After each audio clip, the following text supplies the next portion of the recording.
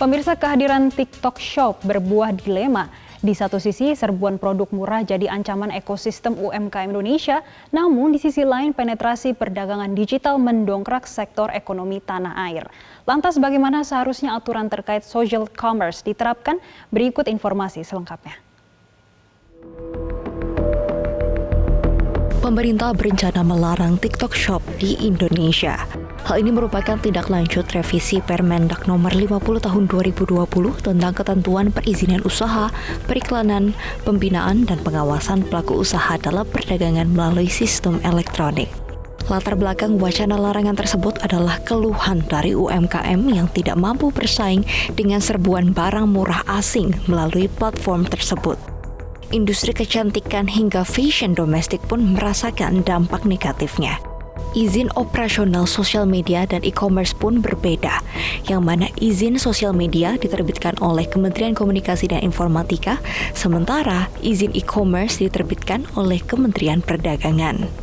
Head of Communications TikTok Indonesia, Anggini Setiawan menyebut, hampir 2 juta bisnis lokal di tanah air tumbuh dan berkembang berkat hadirnya social commerce. Sehingga memisahkan media sosial dan e-commerce akan menghambat inovasi serta merugikan pedagang dan konsumen Indonesia. Ekonom Indef Nailul Huda mengaku tidak setuju jika pemerintah melarang TikTok Shop, mengingat sudah banyak UMKM yang berjualan di channel tersebut. Namun ia juga mendorong pemerintah untuk meregulasi supaya aturan yang diterapkan di social commerce setara dengan aturan yang diterapkan di e-commerce. Sebenarnya tidak masalah selama memang menguntungkan dari sisi produsen UMKM lokal. Jadi saya pribadi itu tidak akan dilarang sih Mbak. Saya tidak mendukung apabila social commerce itu dilarang sepenuhnya gitu. Tapi kalau memang izinnya sosial media dan e-commerce itu memang sudah terpisah gitu. Nah yang kita mau dorong adalah memasukkan social commerce untuk jadi setara dengan e-commerce.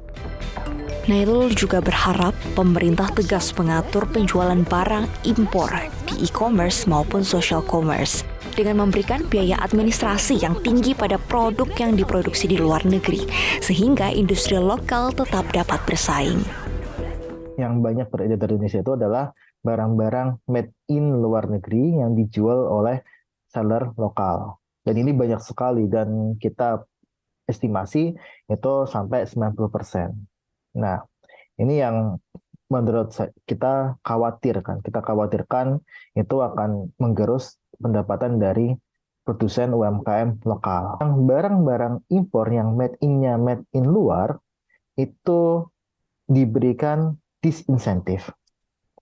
Disinsentif ini dalam artian ya mereka dikenakan biaya administrasi lebih tinggi atau tidak diperkenankan mendapatkan cashback, mendapatkan diskon, mendapatkan promo, dan sebagainya. Yang hanya bisa mendapatkan promo itu adalah barang-barang yang made in Indonesia. Sampai saat ini belum ada dokumen atau aturan resmi yang mengatur penjualan barang produksi luar negeri di e-commerce. Sehingga banyak barang made in China dan made in Vietnam yang dijual oleh seller lokal yang tidak terdeteksi di e-commerce. Hal ini sangat merugikan karena produk dari luar negeri harganya sangat murah dan mematikan industri lokal. Dari Jakarta, Tim Liputan Metro TV.